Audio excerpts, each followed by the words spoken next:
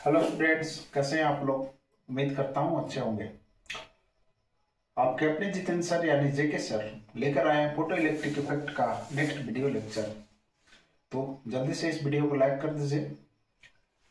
Channel पे अगर नए हैं तो इसको सब्सक्राइब कर दीजिए और एक प्यारा सा कमेंट कर दीजिए। तो चलते हैं आगे। हम पढ़ा रहे थे फोटोन के बारे में। अब फोटोन है क्या? फोटोन रेडिएशन को एक एनर्जी के बंडल फॉर्म में कंसिडर किया गया और वह जो बंडल्स है, बंडल्स मतलब बहुत सारे बंडल, माने सबसे छोटा जो बंडल है उसको कहा गया फोटोन। इसको ऐसे भी कहा जा सकता है कि वह एक, जैसे लाइट है, लाइट के सबसे छोटे बंडल, उसको पार्टिकल जैसा भी कंसिडर किया गया और उसका कुछ न कुछ एनर्जी होता है। और बहुत सारे अगर उस टाइप का जो बंडल्स हैं उसको कहा गया क्वांटा।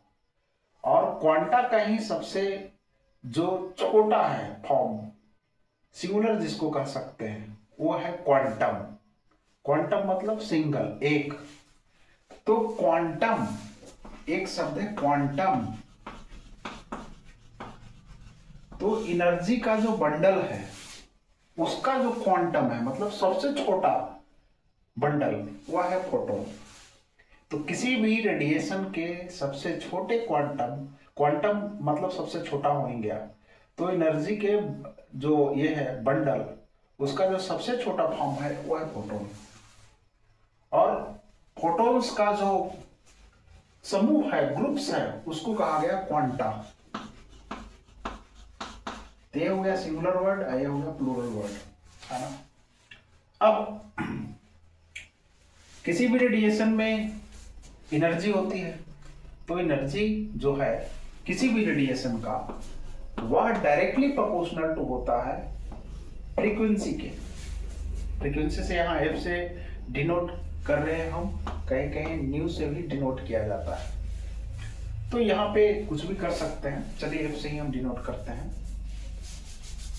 अब यहाँ पे E इज इक्वल टू हो जाएगा आपका, एक कांस्टेंट आएगा, कांस्टेंट यहाँ पे H है, H इज इक्वल टू कितना होगा, और H क्या है, H एक कांस्टेंट है, सबसे पहली बात एक कांस्टेंट है, ठीक है। और H का जो वैल्यू होता है वह होता है 6.626 होता है, लेकिन इसको हम डायरेक्ट 63 कर देते हैं, है ना, इंटू 10 का पावर -34 जूल सेकंड। ये होता है एच का वैल्यू। और इस एच को कहते हैं Planck's constant,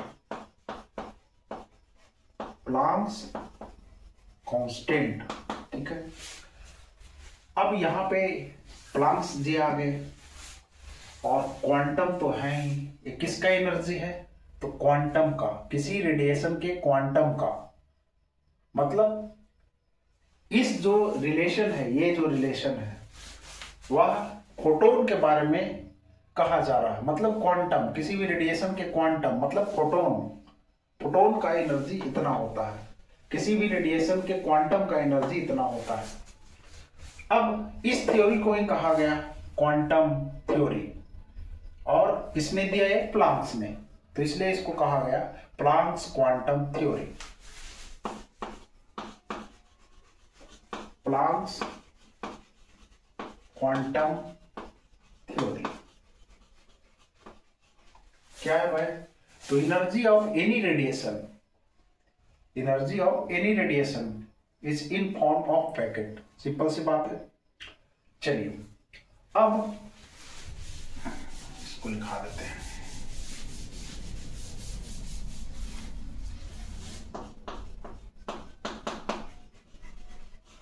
Energy of photon is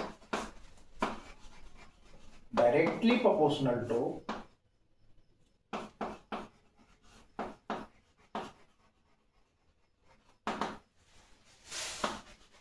frequency of radiation, क्या डिफरेंट रेडिएशन का फ्रीक्वेंसी डिफरेंट होता है? तो हाँ होता है। जैसे यहाँ पे एक्स रे का फ्रीक्वेंसी कुछ होगा, गामा रेज का फ्रीक्वेंसी कुछ होगा, फिर अल्ट्रावायलेट का फ्रीक्वेंसी कुछ होगा, इंफ्रारेड का फ्रीक्वेंसी कुछ होगा, रेड का फ्रीक्वेंसी कुछ होगा। मतलब अलग अलग फ्रीक्वेंसी वाले जो रेडिएशन है उसका जो फोटोन है उसका एनर्जी अलग अलग होगा। तो यहाँ पे जो एनर्जी है किसी फोटोन का यह डायरेक्टली प्रोपोर्शनल किसको होता है? उसके फ्रीक्वेंसी के। That imply E is equal to H H आपका है प्लैंक्स कांस्टेंट और उसका वैल्यू होता है डेसिमल्स। अब यहाँ पे हम जानते हैं, हम वेव मोशन में पढ़ चुके हैं v is equal to F lambda, जहां लैम्डा क्या है जी? वेवलेंथ है किसी भी वेव का। तो यहाँ पे अब देख लीजिए, यहाँ वेव भी बात हो रही है, पार्टिकल भी बात हो रही है। इसका मतलब जो बिहेवियर है किसी भी रेडिएशन का वो डबल बिहेवियर है। डबल मतलब डबल, पार्टिकल जैसा भी बिहेव कर रहा है और वेव जैसा भी बिहेव कर रहा है। चलिए, तो यहाँ पे v is equal to F lambda. अब हमको निकालना क्या है? f, तो f is equal to V by lambda. और यहाँ पे v कितना है जी? यहाँ पे v है आपका c, मतलब यहाँ पे जो रेडिएशन है उसका वेलोसिटी कितना है? वेलोसिटी ऑफ लाइट के बराबर, मतलब c, तो ये हो जाएगा c बाई लैम्डा। तो इसको हम लिख सकते हैं hc बाई लैम्डा। तो ये हो गया एनर्जी। अब इस थ्योरी को कहा गया प्लैंक्स क्वांटम थ्योरी, क्योंकि यह जो है क्वांटम के बारे में, जो रेडिएशन के क्वांटम है उसकी एनर्जी के बारे में कहा जा रहा है। और किसने कहा? प्लैंक्स ने। तो इसलिए इसको कहा गया प्लैंक्स क्वांटम थ्योरी। चलिए, अब हम बारी बारी से आगे हम पढ़ेंगे। सबसे पहली बात कि हम इसको कैलकुलेट करके रखें ताकि जब भी प्रॉब्लम्स आए तब आसानी से हम उसको पुट कर दें और तुरंत हम वैल्यू गेट कर लें, है ना। तो सबसे पहली बात कि एच का वैल्यू रखें, सी का वैल्यू रखें। फिर तो यहाँ पे ई जो है, यहाँ पे ये सारे हैं। मान लिया कि सी दिया हुआ है 3 इंटू 10 का पावर 8। सी कितना होता है? 3 इंटू 10 का पावर 8 मीटर पर सेकंड। तो यह एसआई सिस्टम में, ठीक है। एनर्जी का एसआई सिस्टम होता है जूल, और लैम्डा का एसआई यूनिट क्या होता है? लैम्डा। अगर हम मीटर में कहें तो मीटर में लिखेंगे हम। लैम्डा का जो यूनिट होता है, लैम्डा जो है वह ई जो है जूल में होगा, और लैम्डा किस चीज में होगा? मीटर में होगा, ठीक है। अब यहाँ पे हम सबका वैल्यू पुट करके देखते हैं। तो सबसे पहले एक चीज और, एक टर्म है इलेक्ट्रॉन वोल्ट। इलेक्ट्रॉन वोल्ट मतलब कितना? 1.6 इंटू 10 का पावर -19 जूल, ठीक है। तो इतना जूल होता है। अब एनर्जी जो है जूल जो है बहुत बड़ा हो जाता है, बड़ा यूनिट है। तो हम जब भी कैलकुलेट करते हैं दिया हुआ होता है तो एक छोटा यूनिट इलेक्ट्रॉन वोल्ट होता है। तो सबसे पहले हम सबका रिलेशन देखेंगे, इसको नोट कीजिए पहले।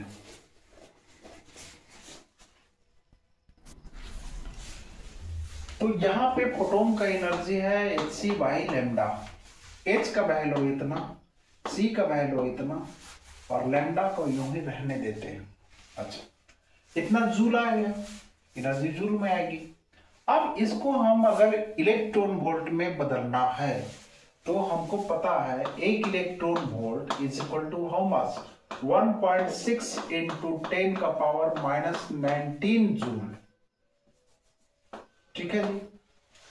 तो इतना जूल है, तो उसको इलेक्ट्रॉन वोल्ट में बदलना है तो हम क्या करेंगे?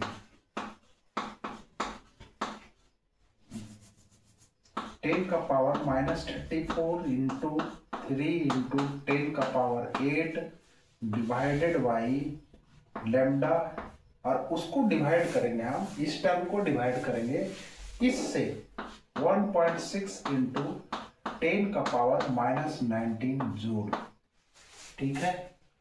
अब इसको आप कैलकुलेट कीजिएगा। कैलकुलेट करने के बाद आपको कितना मिलेगा?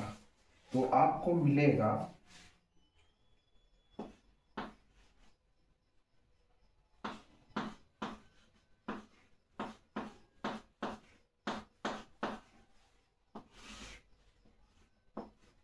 समथिंग इतना मिलेगा। इलेक्ट्रॉन वोल्ट ये है, जूल को हम इलेक्ट्रॉन वोल्ट में बदल चुके हैं, ये इलेक्ट्रॉन वोल्ट इतना मिलेगा। क्लियर है? यहां पे लैम्डा जो है वो मीटर में है। ठीक है जी, अच्छी बात है। लेकिन कहीं कहीं जो है लैम्डा का वैल्यू जो है मीटर में दिया नहीं रहेगा, क्योंकि मीटर जो है बहुत वेवलेंथ के लिए बहुत ज्यादा हो जाता है। तो या तो उसका वैल्यू नैनोमीटर में होगा या एंगस्ट्रम में होता है। तो एक एंगस्ट्रम होता है कितना? 10 का पावर -10 मीटर। ठीक है। तो और एक नैनोमीटर कितना होता है जी? 10 का पावर -9 मीटर। क्लियर है? तो ये दो सिस्टम में दिया रहेगा लैम्डा। अब यहां पे हम इसको कर दें किसमें? एंगस्ट्रम में कर दें। तब ये मीटर में है, एंगस्ट्रम में बदलने के लिए क्या करेंगे हम? यहां पे अगर हम एंगस्ट्रम में लिखें हम किसका वैल्यू, अगर मीटर में है तो ठीक है, ये वैल्यू हम यूज करेंगे, लेकिन मीटर में ऐसा होता नहीं है। एंगस्ट्रम में वैल्यू दिया रहेगा लैम्डा एंगस्ट्रम, मतलब कुछ एंगस्ट्रम। तो उसको मीटर में बदलने के लिए उसको इतना से मल्टीप्लाई करना पड़ेगा। तो ये हो जाएगा आपको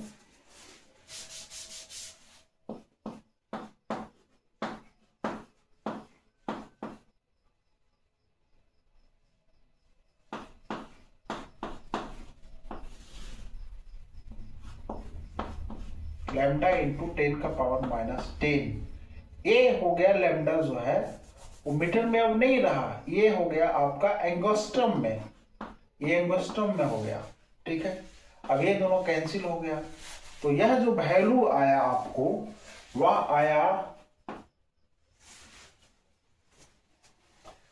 इसको मैं मिटा रहा हूं, वीडियो पॉज करके आप लोग लिखते रहिएगा। तो ये वैल्यू कितना आया? तो एनर्जी इक्वल टू कितना आया? 12420 बाई लैम्डा इन एंगस्ट्रम, क्या? Electron volt. ये गया। अब यहां पे ये जो टर्म आया इसको हम कैसे याद रखेंगे? तो जो फोटोन का एनर्जी है, फोटोन जो है उसका एनर्जी है जो 12 नंबर का 420 है, ऐसे याद कीजिए। ठीक है। लेकिन ये जो वैल्यू है लैम्डा वो किस चीज में आएगा? एंगस्ट्रम में आएगा। अब इसको नैनोमीटर में अगर रहेगा तो एक जीरो हटा दीजिए यहाँ पे, तो ये एनर्जी आएगा, वो आ जाएगा आपका 1242, एक जीरो हटा दीजिए, बाई लैम्डा नैनोमीटर आया इलेक्ट्रॉन वोल्ट। ये चीज याद रखिए। ठीक है। अब इस पे आधारित हम क्वेश्चन को कैसे करेंगे? तो मेन जो दो एनर्जी है किसी भी फोटोन का वो इतना आएगा। अब इस पे आधारित जो क्वेश्चन है उसको हम करते हैं। ठीक है। वीडियो पॉज करके लिखते रहिएगा। मेन जो हमारा टर्म है वह इतना ही है कि एनर्जी ऑफ फोटोन इतना याद करना है, 12 नंबर का 420। लैम्डा किस चीज में? एंगस्ट्रॉम में। और यहाँ पे अगर जीरो हटा देते हैं तो ये नैनोमीटर में आएगा, इलेक्ट्रॉन वोल्ट में। ठीक है। तो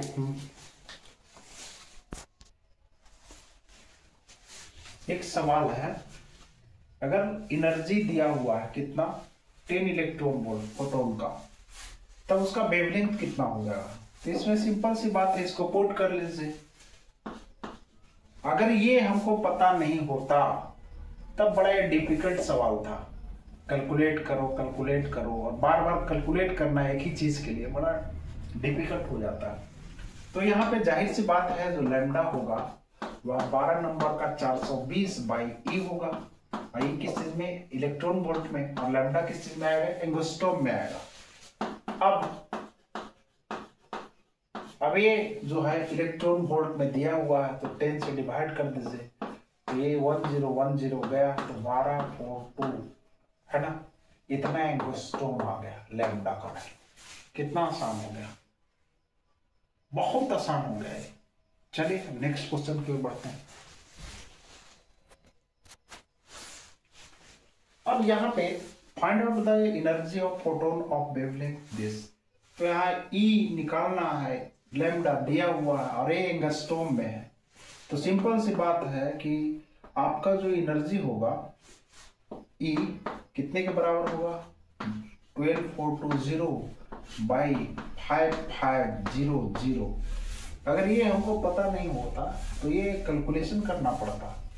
अब इसको कर लीजिए ना आराम से, ये इलेक्ट्रॉन वोल्ट में आएगा, ये आएगा 2.25 इलेक्ट्रॉन वोल्ट। सिंपल एक लाइन में बन गया, एक लाइन नहीं एक वर्ड में बन गया।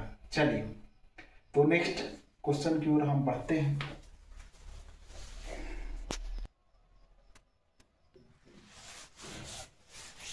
तो एक क्वेश्चन ये है, इसको आप लोग करिएगा, जिसका आंसर ये है ना, if energy of photon is this much then calculate the wavelength. तो वेवलेंथ बड़ा आसानी से निकल जाएगा, तो इसको आप कैलकुलेट कीजिएगा। अब यहाँ पे प्लांक्स ने ये सजेस्ट किया कि एनर्जी होता है hc बाई लैम्डा या hf, है ना। तो यहाँ पे उसके बाद कि भाई ये जब पार्टिकल जैसा बिहेव कर रहा है या पार्टिकल नेचर का है, तो इसमें एनर्जी तो है, तो मोमेंटम भी होगा। तो डी ब्रॉगली साहब ने सजेस्ट किया, डी ब्रॉगली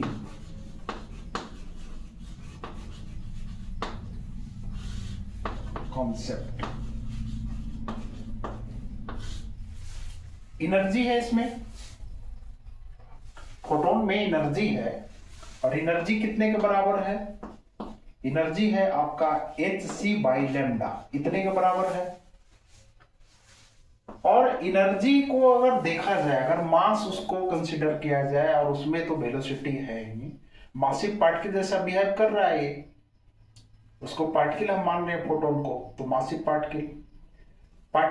पार्टिकल है, तो इसमें कुछ ना कुछ मास है। क्यों मास है, इसका रेस्ट मास 0 है, और जब इसका वेलोसिटी बढ़ते जाए बहुत हो जाए, लाइट के वेलोसिटी के बराबर हो जाएगा, तो उसको कहा गया कि नहीं, इसमें कुछ ना कुछ जो मास कंसीडर किया जाए, या मास के इक्विवेलेंट जो होगा वो कितना होगा। मान लिया जाए कि इसमें m मास है और इसका वेलोसिटी कितना है, c है, तो mc² हो गया इसका एनर्जी। अब इसका एनर्जी mc² कैसे हो गया, पहले इसको समझते हैं।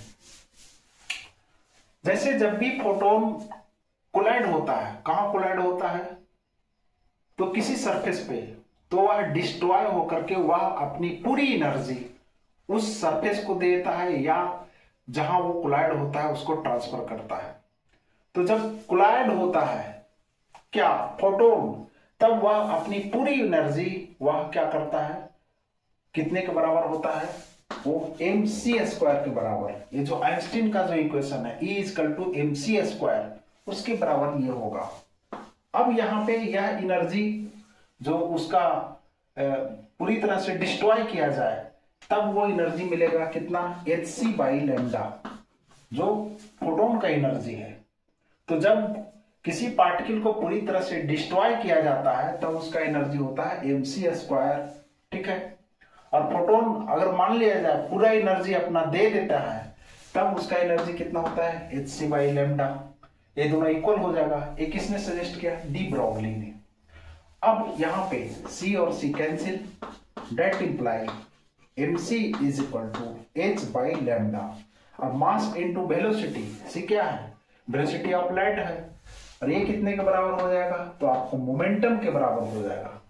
मोमेंटम p = कितना हो गया, h बाई लैम्डा। तो ये कंसेप्ट किसने दिया, डी ब्रॉगली ने। तो मोमेंटम ऑफ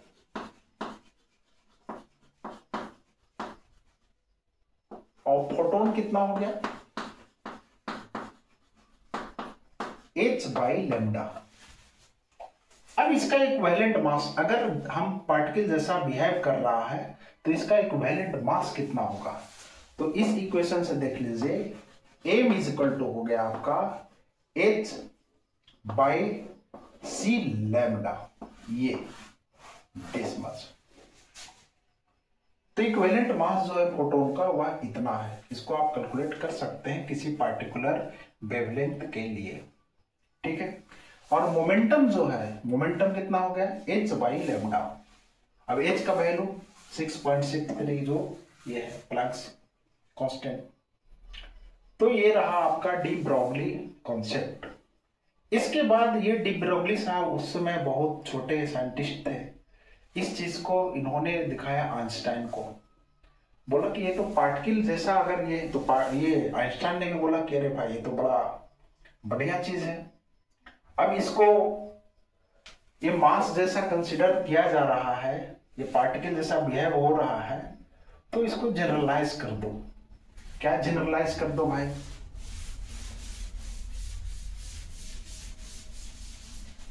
तो यहां पे आप लिखे हैं mc is equal to h/λ, मतलब momentum is equal to this. जैसे कोई भी एटम है और उसमें इलेक्ट्रॉन है, इलेक्ट्रॉन चक्कर काटता है, उसका भी मोशन है, कुछ ना कुछ वेलोसिटी है, वह पार्टिकल जैसा बिहेव कर रहा है, और यहां उसका भी कुछ वेलोसिटी है। तो यहां c को ना b क्यों ना बना दो, mb is equal to h/λ। मतलब किसी भी पार्टिकल के लिए जब पार्टिकल मोशन में होता है तब उसका वेव नेचर होता है। मतलब ये पार्टिकल मास है तो पार्टिकल है, और लैम्डा मतलब वेव को रिप्रेजेंट कर रहा है, उसका कुछ ना कुछ वेवलेंथ है। तो यहां पार्टिकल और जब वो वेलोसिटी होता है कुछ ना कुछ, तब वह वेव नेचर को रिप्रेजेंट करता है। और इस रिलेशन को जनरलाइज कर दीजिए पूरे यूनिवर्स के लिए, और इसको बोला गया डी ब्रॉगली वेव इक्वेशन, ठीक है। तो इस कॉन्सेप्ट को किसने दिया, डी ब्रॉगली कॉन्सेप्ट ने। तो इसको नोट कीजिए।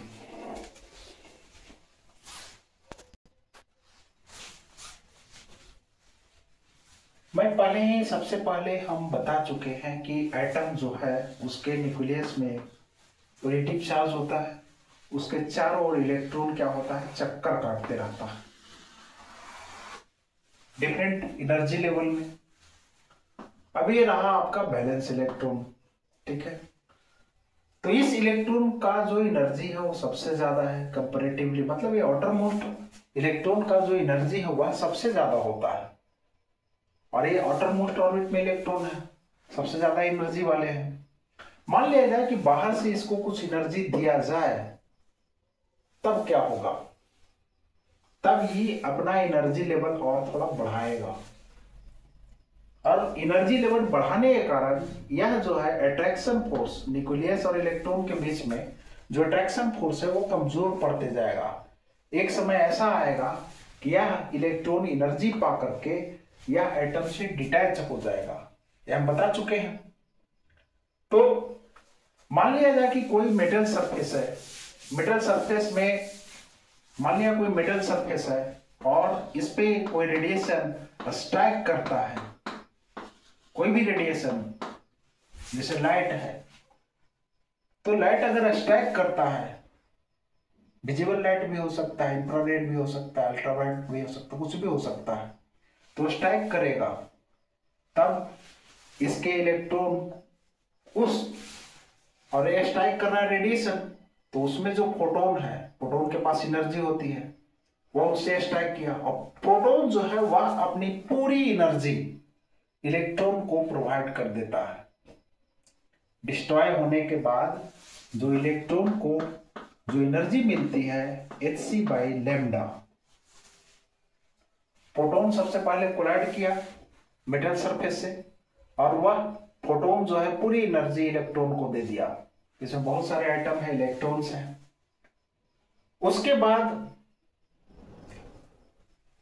मान लिया जाए कि इलेक्ट्रॉन को मेटल सरफेस तक आने में जो एनर्जी लगी, जैसे कुछ जो है सरफेस पे है, कुछ इनसाइड में है, तो हो सकता है कि कुछ इलेक्ट्रॉन वह एनर्जी पाकर मेटल सरफेस तक पहुंच ना पाए। क्यों नहीं पहुंच पाए, क्योंकि बीच में और कोलिजन होंगे, कुछ ऐसे इलेक्ट्रॉन होंगे जो मेटल सरफेस के एकदम नजदीक में होंगे हो सकता है वह एनर्जी पा करके वह एस्केप कर जाए, कहां से, मेटल सरफेस से, तो ऐसा भी हो सकता है।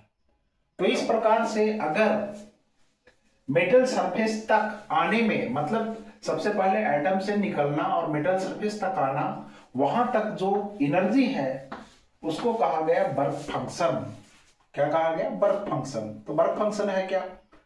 तो जब एनर्जी पाता है किसी भी इलेक्ट्रॉन को मेटल सरफेस तक आने में जो एनर्जी लगती है, हो सकता है कि मेटल सरफेस के ऑर्डर में हो, तो उसको डिटैच होने में, एटम से डिटैच होने में और मेटल सरफेस तक आने में जो एनर्जी लगती है उसको कहा गया वर्क फंक्शन। तो किसी भी इलेक्ट्रॉन का वर्क फंक्शन फाई से डिनोट किया जाता है। तो सबसे पहली बात है work function.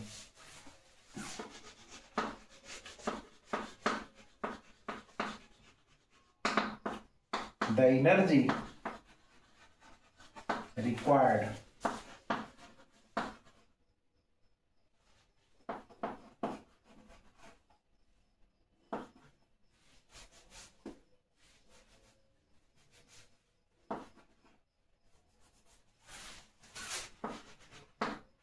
come on metal surface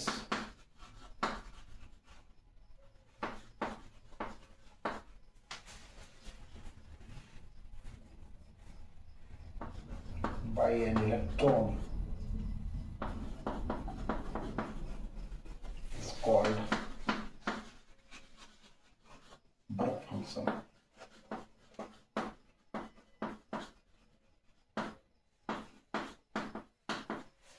ठीक है, तो वर्क फंक्शन आपका हो गया फाई, इसको नोट कीजिए।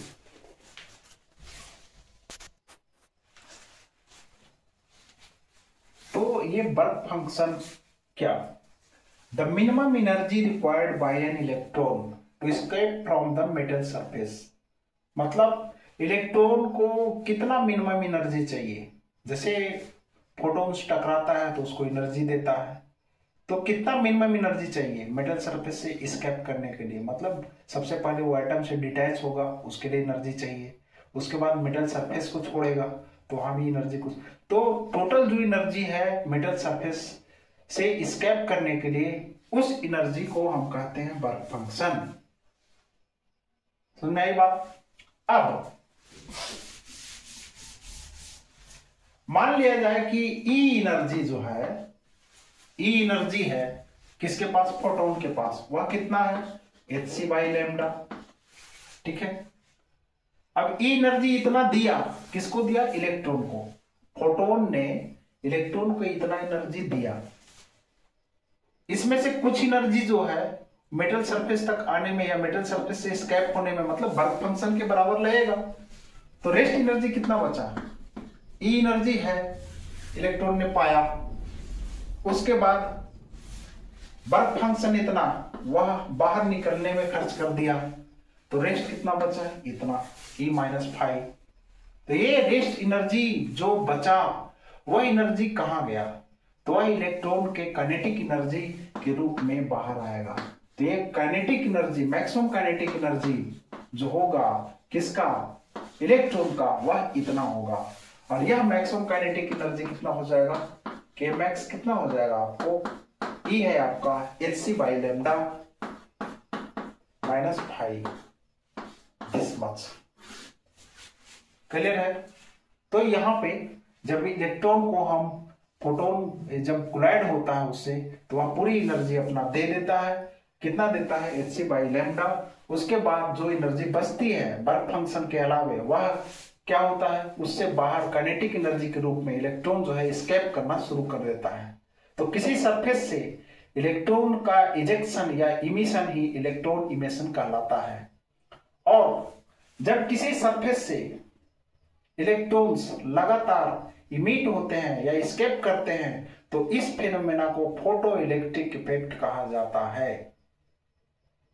तो जब फोटोन टकराता है, कोई रेडिएशन स्ट्राइक करती है किसी मेटल सरफेस पे, किसी मेटल सरफेस पे टकराती है, तब वहां पे इलेक्ट्रॉन जो है वह एनर्जी पाता है। यह कोई जरूरी नहीं कोई भी मेटल हो, लेकिन रेडिएशन जब कोलाइड होता है तो एनर्जी तो मिल रही है। लेकिन यह कोई जरूरी नहीं है कि वहां से इलेक्ट्रॉन इमिट ही हो सकता है वर्क फंक्शन उसका ज्यादा हो। तो कोई पार्टिकुलर मेटल जिसका वर्क फंक्शन कम है उससे रेडिएशन ये इलेक्ट्रॉन इजेक्शन होगा। तो इसको नोट कीजिए।